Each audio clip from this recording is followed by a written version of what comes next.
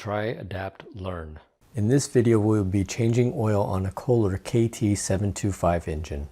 We will start by opening the hood and disconnecting the headlight wire.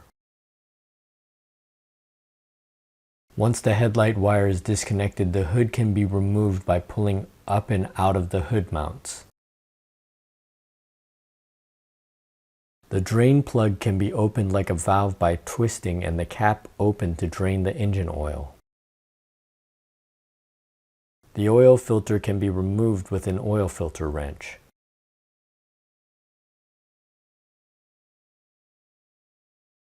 Once the engine oil has emptied, the cap can be closed and the entire drain plug twisted to a lock position. The oil filter can be lubricated and reinstalled on the engine. The dipstick can be removed and a funnel placed to refill the engine oil.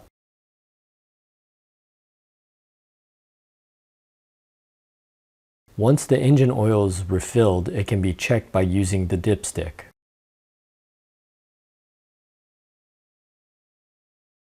The dipstick can then be pushed into place to close the seal.